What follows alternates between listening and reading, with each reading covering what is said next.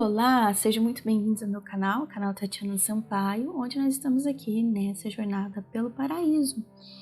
Paraíso de Dante, né, que é o terceiro livro, né, a terceira parte da Divina Comédia. E aqui, então, Dante está no céu e está encontrando várias almas e com elas muito aprendizado sobre o céu, a eternidade, a beatitude, como alcançar tudo isso. Todo canto tem uma moral da história, um exemplo a ser seguido ou não, né? E a não ser seguido. E esse é o intuito dessa obra, né? Trazer verdadeiros valores, agregar valor na nossa vida, trazer uma visão sobre tanto comportamento humano, como sociedade, como espiritualidade, como eternidade e etc. Então, hoje nós estamos no canto 16 e a continuação do canto 15. Como todos sabem, Dante aqui, ele atingiu o quinto céu, que é o céu de Marte. Por que é o céu de Marte? Marte era o deus pagão da guerra. E Marte é conhecido como o planeta vermelho. E aqui estão todas as almas que foram mártires, ou seja, derramaram o seu sangue em favor da fé, em favor da justiça, em favor e para proteger o divino. Então são verdadeiros guerreiros da fé. São guerreiros da fé porque deram as suas vidas, derramaram o seu sangue, né, em favor da fé, na luta da fé, da justiça, daquilo que é bom, belo, virtuoso e verdadeiro. E também, né, daqueles que lutaram, né, no caso, em verdadeiras batalhas, né, em defesa da fé. E aqui está o trisavô de Dante, que foi um guerreiro da cruzada.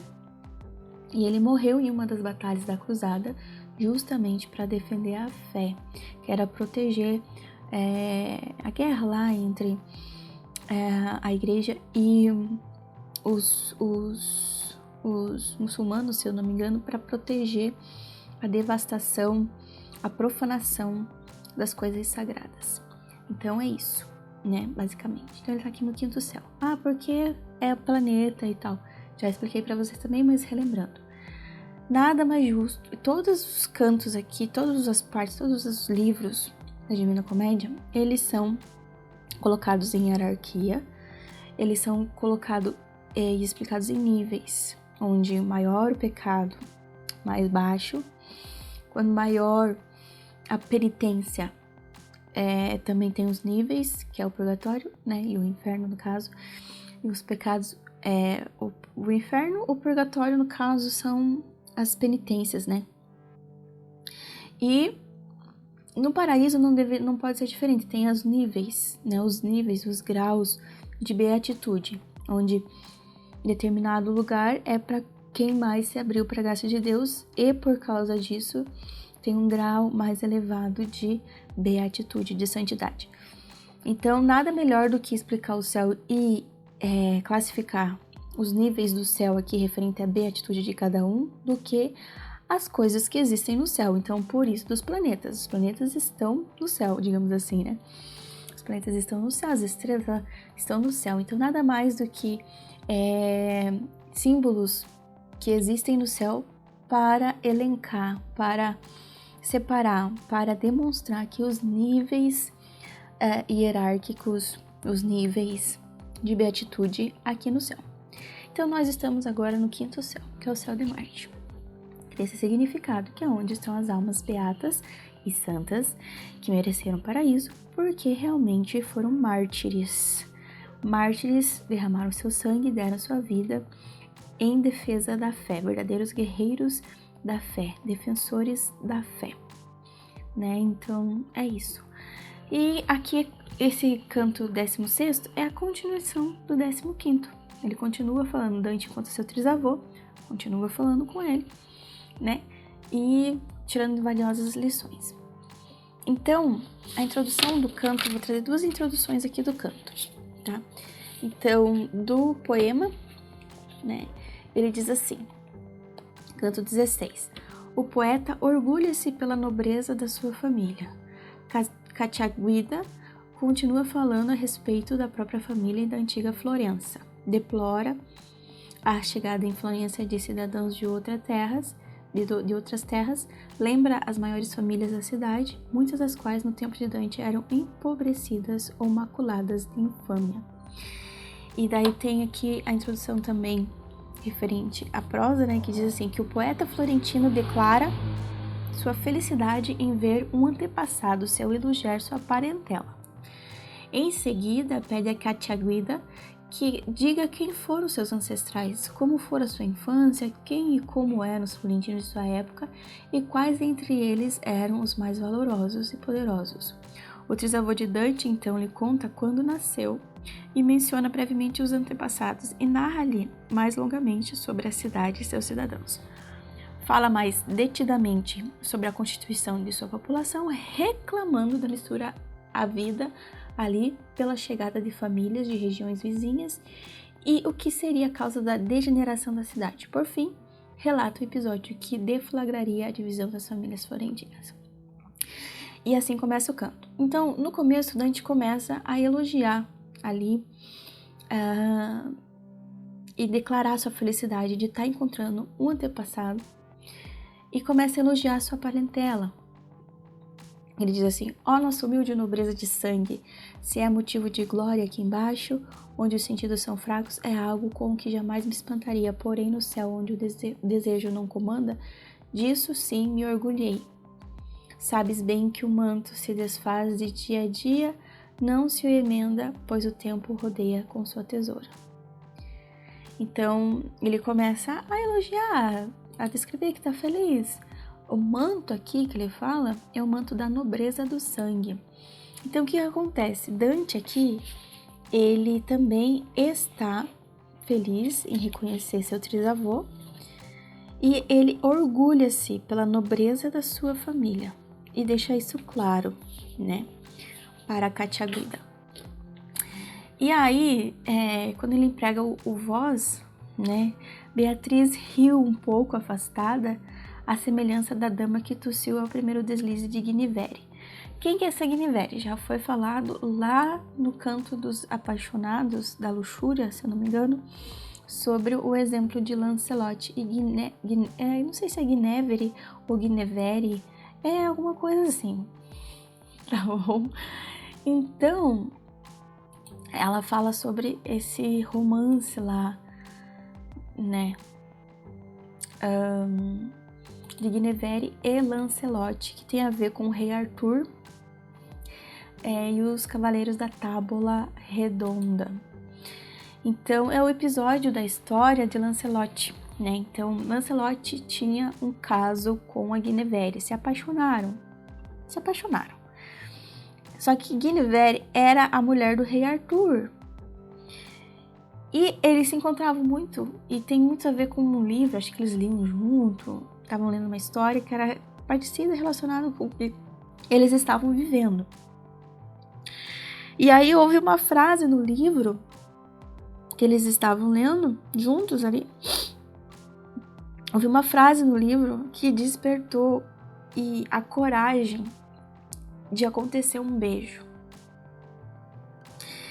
E quando aconteceu esse beijo, o rei acaba adentrando ali o recinto e acaba matando os dois.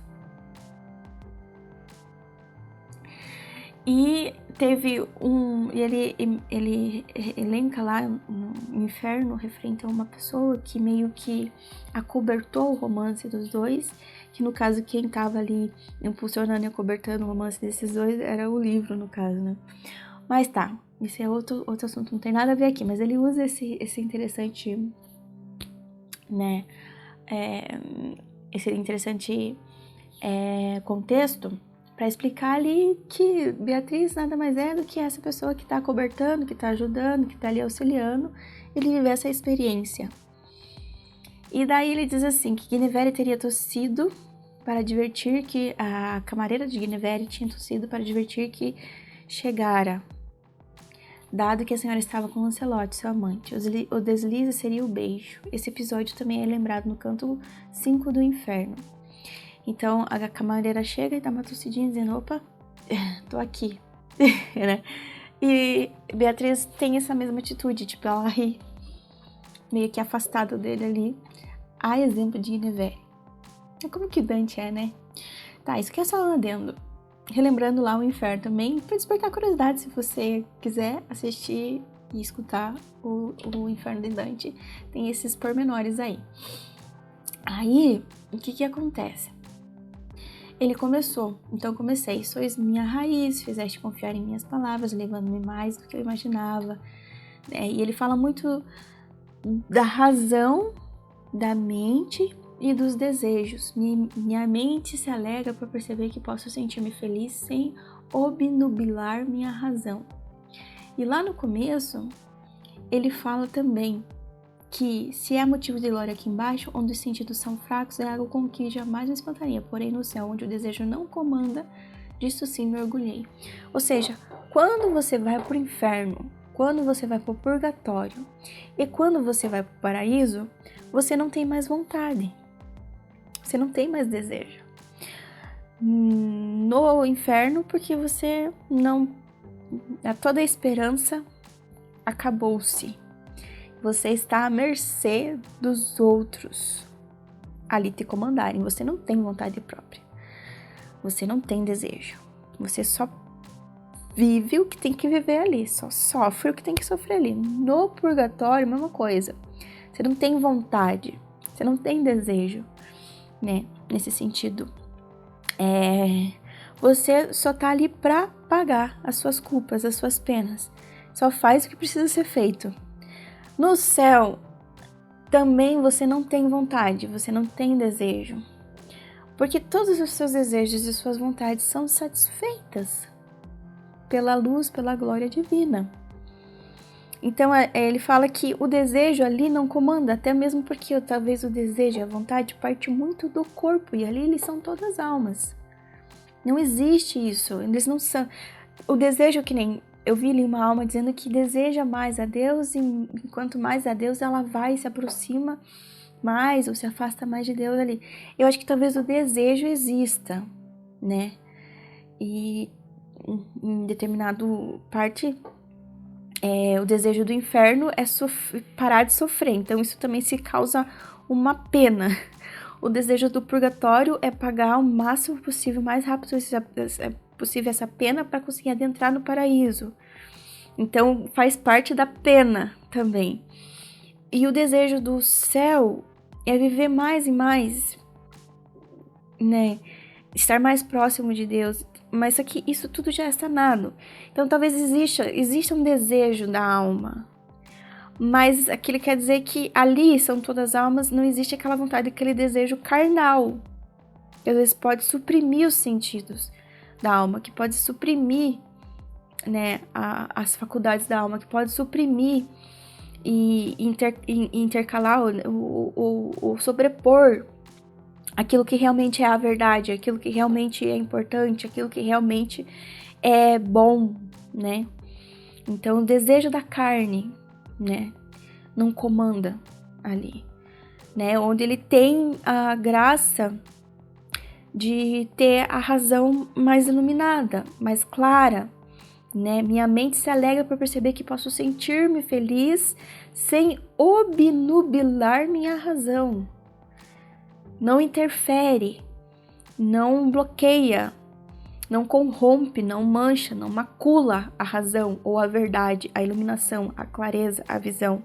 Existe talvez o desejo, mas não consegue ofuscar a razão, como acontece aqui por causa do nosso corpo carnal, né? Às vezes a nossa carne fala mais alto, não diz aquela acreditada, a carne é fraca, então a gente sabe que é certo, não, independente de quem seja, todos nós temos uma consciência e uma intuição, e essa consciência, essa intuição, ela sempre vai nos sussurrar lá dentro o que é certo e o que é errado, o que é verdade e o que é mentira.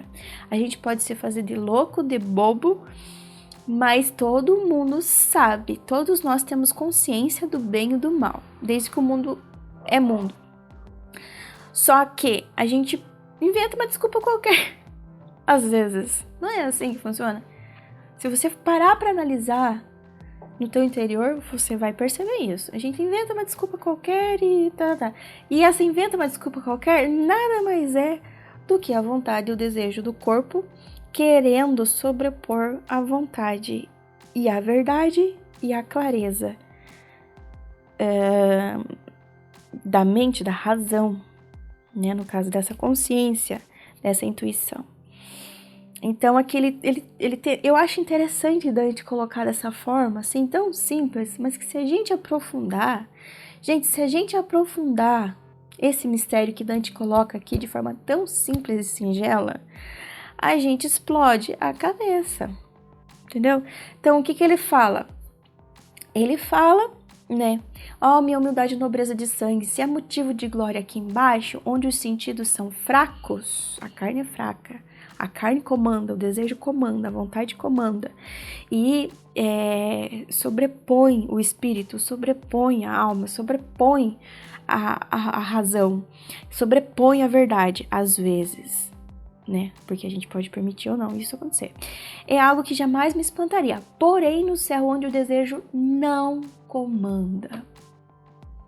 Só a verdade comanda. Só a verdade comanda, só o que é reto comanda, só o que é certo comanda. Por isso que às vezes a gente fica aqui, que nem tem uma frase que fala, gemendo e chorando neste vale de lágrimas. Porque às vezes o corpo é um fardo, é um peso, gente, porque toda hora a gente tem que estar fazendo essa luta da razão contra a emoção, da razão contra a vontade. Para fazer a razão, a verdade sobrepor a carne, a vontade, o desejo, papapá. Entendeu? Então, tipo, às vezes é um fardo, né? Então, gemendo e chorando neste vale de lágrimas. Enquanto tiver corpo, existe essa tendência e a luta é constante. Então, a luta, né, não é contra... a luta não é contra os outros, às vezes é nós superar a nós mesmos, né? Como dizem o ditado por aí. E daí ele fala, para contemplar no parágrafo depois, né? Ele fala sobre... Como que eu posso dizer aqui? Onde que eu tava? Desculpa. Me perdi aqui. Minha mente se alegra por perceber que posso sentir-me feliz sem obnubilar minha razão. Então existe ali prazer, satisfação, existe sentimentos bons, existe todo o gozo, toda a alegria, existe todo o desejo, existe tudo. Mas isso não bloqueia, não sobrepõe ou não corrompe a razão, a verdade. Isso é muito interessante que Dante coloca aqui. Esconde nas entrelinhas. E daí ele fala, dizei-me então, meu caro antepassado, quem foram vossos ancestrais e os anos que marcaram vossa infância? Dizei-me sobre o rebanho de São João. São João aqui é São João Batista, que é o patrono de Florença, tá bom? Quanta gente havia então e quem eram os mais dignos e poderosos entre os cidadãos? Aí ele fala assim, como a chama do carvão avivada pelo vento, vi aquela luz refulgir as minhas doces palavras, e assim como se fez mais belos meus olhos, com termos dulcíssimos e suaves me respondeu, mas não em nossa língua moderna. Então, quanto mais e mais ele perguntava, mais essa alma ficava feliz em responder. E isso era vista porque a alma tomada de emoção, não sei se posso dizer isso, ou de avivada por esse sentimento, esse desejo bom de falar, de contar a história, ela refulgia em luz as doces palavras. Então, a gente percebe aqui o estado da alma, o sentimento da alma, ou a emoção da alma, ou a felicidade da alma, ou o desejo da alma, olhando para elas, porque conforme for, elas brilham mais, elas refulgiam mais, elas ficam mais vivas, mais fortes ou não, de acordo com aquilo que elas sentem. Eu acho que é mais ou menos isso.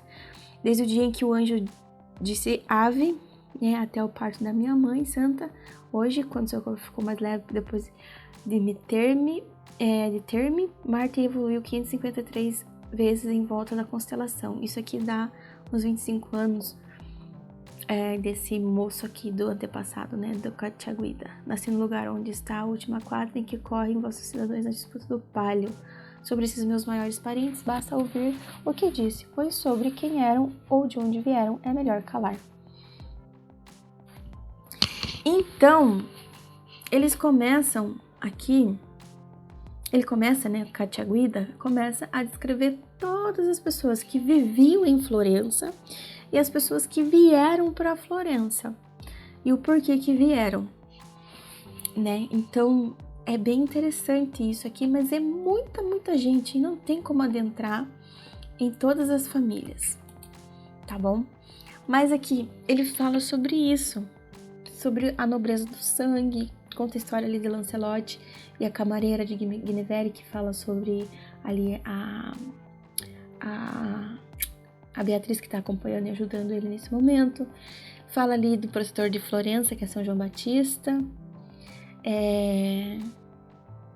Tem ali um pouco da doutrina católica, que ele vem trazendo como momento da anunciação na Idade Média, que era acreditado em 5 de março, né, que ele fala ave e tudo mais. Contando ali que mais ou menos Cacciaguida deve ter nascido em 25 de março de 1091. E Florença tinha cerca de 30 mil habitantes na época de Dante, conforme ele vai explicando ali. E na época de Cacciaguida era apenas 6 mil. Então ele fala sobre as regiões vizinhas de Florença, ali vários nomes, os vilarejos. E que essas pessoas que vieram, né, pra cá, pra Florença no caso, e degeneraram a cidade. A gente percebe que cada região existe uma mentalidade, sua cultura, a sua forma de viver a vida, a criação, os valores. E para Cacciaguida, foi isso que degenerou a cidade de Florença, que antes era boa. E por causa da vinda dessas pessoas, né, obrigadas por certos acontecimentos, que nem tem um acontecimento aqui que é bom falar, eles vieram imigrantes, vamos dizer assim, não, mas ali de regiões vizinhas foram para Florença, foram essa mistura, essa miscigenação aí, essa mistureba de pessoas e de valores e de famílias e, né, de cultura e de mentalidade que foi fazendo também com que a cidade ficasse mais depravada e degenerasse. Ele fala assim numa parte que a gente que mais degenera a igreja. É interessante essa parte aqui. Tá ficando longo esse texto, eu não queria que ficasse esse vídeo, mas eu não queria que ficasse, mas tá ficando, me desculpem, porque tem bastante coisa aqui, achei interessante e eu falo demais também, né? Então ele fala assim, tem um trecho aqui que ele fala assim, ó. Se a gente que mais se degenera nesse mundo não fosse madrasta de César, ao contrário, tivesse sido uma mãe generosa com o seu filho, aqueles florentinos que especulam e comerciam estariam em Simifonte, por onde andavam seus avós. Entendeu? Então, ele fala que também fala sobre a corrupção, sobre a ganância, sobre o dinheiro, o interesse e etc. Então, gente que mais degenera a igreja. Dante refere-se ao assalto de Castelo de Simifonte, onde havia tropas do rei César, destruído pelos florentinos, o que obrigou seus moradores a se socorrerem e se fixarem na terra natal do poeta, que é a Florença. Então essas coisas que aconteciam, né, e o povo escapava para o lugar melhor que tinha ali por perto. Aí ele fala sobre um episódio lá, que talvez foi igual ao Romeu e Julieta, foi aquilo lá que aconteceu que gerou, tipo, toda a divisão ali da cidade, uma introduçãozinha ali sobre guelfos e gibelinos, que ele fala assim, ele reclama, né, na verdade. A casa onde se gerou o vosso pranto, por meio do desdém que vos mortificou e pôs fim ao vosso viver contente, era honrada. O bom de monte, que mal fizesse eu fugir das suas núpcias, atendendo os desejos dos outros. Muitos aqueles que são tristes hoje seriam felizes caso Deus o tivesse concedido ao rio Ema, na primeira vez que vieste à cidade. Mas convia que, no fim de sua era de paz, se imolasse uma vítima junto à estátua danificada que guarda a ponte de Florença. Então aqui é, segundo Borges, episódio que geraria a divisão da cidade. Por ter abandonado a noiva, um Buon del Monte foi assassinado por um membro da família dela, afogado no rio, e foi morto junto à estátua do Marte que protege a cidade junto a Ponto Vecchio, em 1215. Então existe uma estátua de Marte protegendo a cidade, junto à Ponte Vecchio, né? Isso lá em 1215. Então ele fala que o livro branco permaneceria na insígnia dos bigibelinos, ao passo que o vermelho estamparia os guelfos. Entendeu? Então, tipo, essas coisas assim que hoje são enormes, aconteceram às vezes por causa de pequeninas coisas, né? Como um rapaz que foi, acho que forçado a casar com a mulher e abandonou a mulher e foi morto pelo parente, e ele começou tudo igual o negócio do Romeu e Julieta lá, que fala, né, da história e tal, o porquê de tudo aquela coisa lá, e vira um Deus nos acuda. Então é mais ou menos isso, tá bom? Mas assim, qual que é o foco desse canto? Ainda falando sobre, ainda criticando a Florença atual com a Florença de antigamente, onde ainda era boa, pura, virtuosa, e a degradação, a corrupção, a depravação da Florença de Dante. Então você sabe que o Dante usa dos personagens aqui para falar sobre realmente as suas críticas. E a crítica dele é referente à cidade. Uma cidade depravada, corrupta e decadente. Ele usa, então, esse exemplo aí do avô e da época, do contexto que o avô dele vivia, que era boa, e como que chegou a essa situação. Então, as pessoas envolvidas aqui mencionadas é a Dante Alighieri, né, a Cacciaguida, né, que é o trisavô de Dante que viveu no século XII, e ele é apresentado como modelo de virtude, um exemplo de Florença da Florença antiga e moralmente superior. Tem a Beatriz ali, que é a guia espiritual de Dante, e os personagens históricos florentinos, né, que ali Cacciaguida ali menciona várias famílias e cidadãos florentinos da época, e muitos dos quais pertencem à nobreza e são lembrados por sua importância ou decadência, por sua virtude ou decadência, né, por seus valores ou decadência. Então, qual que é a intenção do canto, né? Ele elogia a ancestralidade, esse honrar o sangue, de uma forma nobre, honrar, né, a ancestralidade, o sangue, a linhagem familiar, entre a felicidade e o orgulho de Dante e os elogios de Cacciaguida, né, e os elogios de Dante também, etc. Qual que é a outra intenção do canto? Crítica à Florença contemporânea, através da palavra de Cacciaguida, né? Dante lamenta a degeneração de Florença, contrastando, né, com o passado glorioso da cidade. Ele critica a mistura de populações e a perda dos valores tradicionais, atribuída à chegada de pessoas de fora que diluíram a pureza e as virtudes da cidade, por causa da mistura ali e a confusão de valores, de crenças, de mentalidade, de visão de comportamento, né, que acontece quando essas misturas acontecem.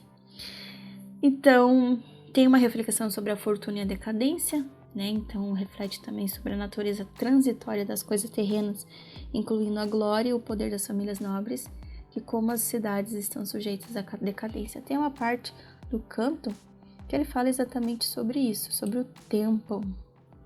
Tudo, ele fala assim, ó, tudo, incluindo vós, homens, está sujeito à morte. Embora ela se esconda nas coisas que duram muito, a vida é muito breve. Da mesma forma como o movimento da lua cobre e descobre sem cessar as areias das praias, assim faz a fortuna em Florença. Por isso não parecerá espantoso isso que direi de seus antigos moradores, cuja fama o tempo escondeu. Ele fala sobre o tempo aqui, né? E que adianta, às vezes, certas coisas, atitudes, comportamentos, passar por cima de tudo e de todos, se a gente não vai levar nada, gente, caixão não tem gaveta, entendeu? Então ele reflete essa natureza transitória das coisas, incluindo a glória e o poder dos nobres, que como as cidades estão sujeitas à decadência. Então, traz também um pouco de memória e de história, né? É um canto bem nostálgico, né? Porque Cacciaguida ele recapitula a história das grandes famílias florentinas, e agora em declínio, né? E faz uma crítica velada ao orgulho e à corrupção que levaram à queda dessas casas. Também é a passagem que termina ali com a reflexão da decadência, né? Tem um versículo da Palavra de Deus que diz assim, que mais importante que o começo é o fim. A gente tem que cuidar, não do nosso começo, mas de como que a gente vai terminar. Uma reflexão bem profunda. Então, conclusão desse canto aqui, gente, é a passagem, né? A reflexão sobre a decadência inevitável de todas as coisas humanas. E ali o trisavô de Dante enfatiza que, assim como as cidades caem e as famílias se desfazem, a história de Florença está marcada por ciclos de ascensão e queda, normal da vida, né? E que a glória de outrora foi corroída por uma série de mudanças sociais e morais. E Dante, quando ouve isso, é levado a uma profunda meditação sobre o destino de sua cidade e a condição humana em geral, que é o que acontece aqui mais dentro dessa obra, né? E serve como um momento de introspecção de Dante, que compreende a fragilidade da glória terrena e a importância de se manter fiel às virtudes mesmo diante das mudanças e as corrupções do mundo. Ele está no céu, na eternidade, na glória, no poder, em tudo aquilo que é belo, rico, maravilhoso, esplêndido e que não tem fim. Então aqui tem aquele contraste da mente de Dante, ter esse choque de realidade. Como diz Paulo, né? Para mim tudo não passa de esterco. É mais ou menos essa concepção que Dante tem nesse momento. Para que tanta coisa, tanta gente, tanta busca, tanta loucura, sendo que aquilo ali, ó, não é nada comparado a isso que eu tô vivendo. Aquilo lá acaba, finda. Você trabalha 100 anos para você deixar pros outros e ainda pros outros destruir. Tua glória, você tem que cuidar da tua honra, do teu nome, porque qualquer vacilinho que você der, vai pras cucuia, né? O nome da tua família, o teu bisneto, o teu neto pode manchar. Então, tipo, não tem como. Essa visão de Dante. Esse apego louco, esse apego louco, essa ganância louca, descabida, é sem sentido. Ouvi hoje, essa semana, uma música sobre a sabedoria de Salomão, né? A Eclesiastes de Salomão escondido numa música que é Dust in the Wind. Dust in the Wind, o que é? Somos poeira no vento. E Salomão entendeu muito bem isso aqui. Foi o melhor rei, construiu tudo, mas ele viu que ele findava. E que tudo aquilo que ele construiu ficou para outro e que, dependendo do outro, ia destruir. Com o nome dele, ia destruir com as coisas que ele fez. E que o foco nas coisas aqui, como eu disse, Salomão, no outro canto lá, né, que fala sobre ele, Salomão deu uma desvirtuada no fim da sua vida e acaba com depressão, porque ele percebe, nossa, fiz, mas talvez me perdi aqui no meio do caminho, meio que me desvirtuei, ponho o foco em uma coisa, sendo que o mais importante não é aqui, não é isso aqui, é a eternidade, aquilo que não nos é tirado, aquilo que traça, não come, ferrugem, não corrói. Sabe? Então é mais ou menos isso. Só que como que você vai despertar as pessoas para essa realidade? Não tem como. A gente pode morrer tentando. Jesus tentou, morreu e não adiantou de nada. Ninguém se despertou. Tem gente que nunca vai se despertar. Mas graças a Deus que existem pessoas que se despertaram para isso e que tentam viver isso. Porque realmente não se trata de a gente salvar o mundo, é a gente salvar nós mesmos. E quem sabe nessa trajetória a gente consiga ajudar outras pessoas se inspirarem a querer começar esse caminho também. De virtude, de bondade, de certo, do que é honrado, daquilo que é verdadeiro, daquilo que é bom, daquilo que é eterno, belo e virtuoso, entendeu? Então, mais ou menos sobre isso. Então, Dante tenta aqui, gente, nesse canto, mas é a constatação da realidade e vai ser assim até o fim dos tempos. Não tem o que fazer. Gente que tem esse choque de realidade, a gente sabe, a gente percebe, a gente tem essa convicção, a gente tem que viver dessa forma. Boa, bela, virtuosa, verdadeira. Mas a gente querer mudar o mundo para que não exista mais isso, ai, gente, é morrer, nadar e morrer na praia. Mas a gente tem que fazer a nossa parte. e esperar que isso comova, toque, inspire, ajude outras pessoas a se interessarem também. Porque muitas pessoas estão no erro, mas é porque estão perdidas. As pessoas estão no erro, mas é porque não conhecem a verdade. As pessoas estão na direção errada, mas é porque estão perdidas, estão fracas, não têm consciência, não têm conhecimento, não têm entendimento. E às vezes a gente pode atingir essas pessoas e ajudá-las a encontrar o caminho verdadeiro. Começar a subir essa montanha de conversão, como tá fazendo Dante com Beatriz aqui, até o paraíso. Então é mais ou menos sobre isso, né? Mas que o mal vai existir no mundo, não adianta. Pessoas que vão sempre tender para decadência, corrupção, sem valores, sem ética, isso sempre vai existir. Né, no caso, eu não sei explicar muito bem o que eu tô querendo dizer aqui, mas aquele negócio de que só existe sombra porque existe a luz, né? Se não existisse luz, não existiria sombras. Então, na verdade, é mais ou menos isso. Eu não sei, não vou saber explicar isso, tá? Mas uma coisa que me veio aqui, mas é isso, é sobre isso, esse canto. E, querendo ou não, ele tá falando de Florença, porque parte no coração dele ver esse estado. Ele tentando, né? E sempre quem sofre é aquele que tem mais acesso à verdade. Quem sofre é sempre aquele que tem mais inteligência, aquele que compreende mais as coisas. A sabedoria, ela é uma beleza, mas é causa de sofrimento no homem terrível. Assisti agora esse vídeo também, dizendo assim, quanta verdade eu posso suportar. Porque não é fácil, gente. A sabedoria é um dom divino maravilhoso, mas tem, por consequência, dores tremendas de você perceber a verdade nua e crua, perceber a realidade e perceber às vezes assim que, meu Deus, o que faz? Não tem o que fazer. E não se conformar, mas fazer o que você pode nas condições que você tem, porque senão vira uma vida sofrida demais e a gente não suporta. Então é sobre isso, né, Dante, muito assim, ele vê ali a realidade de Florença e se decepciona, se frustra, mas ao mesmo tempo tem esperança de que isso aqui é só um vale de lágrimas, que a gente tá gemendo e chorando, mas depois daqui, se a gente faz o bem, corre atrás daquilo que é bom, belo, virtuoso, verdadeiro, a gente alcança aquilo que não nos será tirado, que traça não come, que ferrugem não corrói e que existirá para sempre. Então a esperança tem que estar sempre lá no alto, a gente tem que ter nossos sonhos, tem que ter nossas metas, tem que ter nosso esforço, tem que ter nosso movimento aqui, mas com os olhos fixos lá no alto, bem na verdade. E sempre dando honra e glória a Deus, que é o que acontece nesse canto aqui do paraíso. Tudo que eles fazem é dando honra e glória a Deus em todo momento. Porque sabem que todo o que acontece na nossa vida é permissão, vontade, misericórdia e providência de Deus. Então, é sobre isso.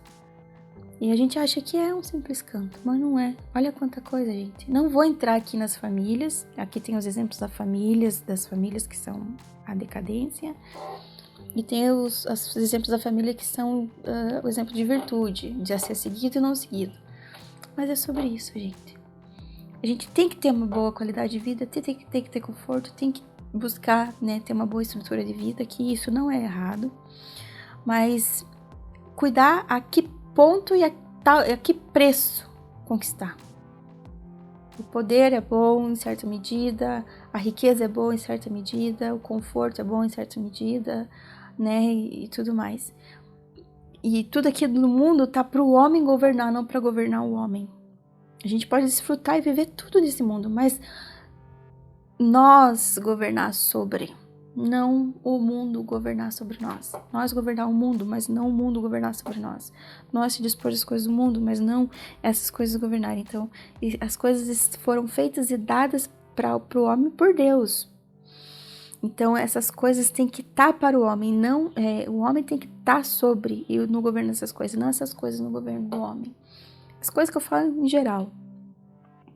Então, mas é importante, é bom, mas sempre de uma forma justa, equilibrada, prudente, temperante, sempre de uma maneira boa. uma boa e virtuosa, né? Não a todo custo, não passando por cima de tudo e de todos. Isso daí já corrompe, já desvirtua. E o que importa, que nem eu falei desde o princípio, é a intenção. O que rege, o que é o bom e o ruim no homem, tanto de razão, de emoção, de ação, é a intenção. Qual a intenção pela qual você faz as coisas? É isso que vai ser julgado no último dia, gente. Qual a intenção pela qual você fez o que você fez, ou o que você deixou de fazer, o que você deveria ter feito? É isso. Então esse canto serve como um momento de introspecção de Dante, que compreende a fragilidade da glória terrena e a importância de se manter fiel às virtudes, mesmo diante das mudanças e corrupções do mundo. É sobre isso, né? Então, esse daqui já é o segundo canto sobre o céu de Marte. O próximo canto a gente já vai evoluir para o próximo céu, né? Porque vocês já vão perceber que a dinâmica é mais ou menos essa, né? A cada 2 cantos é sobre um céu. Nós estamos aqui no céu de Marte, então provavelmente no próximo a gente vai para outro canto. É claro que ele podia ter colocado vários exemplos, não sei se ele vai acabar colocando ou não, mas ele poderia ter colocado vários exemplos de mártires, né? Mas ele foca na realidade dele ali, para trazer um pouco da realidade da época, através do seu avô, que realmente foi um mártir. Ele realmente morreu numa cruzada, numa batalha de uma cruzada, na época em que ele viveu. É um trisavô de Dante, morreu e foi direto para o céu. Porque a gente sabe que todos aqueles que morrem em martírio, ou seja, dando a sua vida em sacrifício, assim como Jesus, por mais que tenha tido a vida que tenha tido, vai direto para o céu. Vai direto para o céu. Não passa nem pelo purgatório. Por causa do valor do sacrifício. O sacrifício, é claro, naquilo que é bom, belo, virtuoso, verdadeiro. Então é isso aqui. Deus abençoe vocês. Até o próximo vídeo, se Deus quiser. Espero que vocês tenham gostado tanto quanto eu desse canto, tá bom? Se gostou, curta, comenta e compartilha. Me ajuda aqui no engajamento do canal. Me ajuda a monetizar esse canal, gente, por favor. Deus dê em dobro pra vocês. Beijo, tá? Boa semana, bom final de semana. E até o próximo canto, se Deus quiser. Obrigado por tudo, gente. Tô amando receber os comentários, a interação. Vocês envolvidos aqui nessa jornada. Nossa, isso é mais do que tudo pra mim. Mais do que tudo pra mim. Que tudo isso que eu tô fazendo aqui faz sentido e que contribui, gera valor pra vida de vocês. Isso é impagável, gente. Isso é o melhor. Isso é o que mais alegra, engrandece e torna meu coração grato. Obrigado, viu? Beijo pra vocês. Tchau!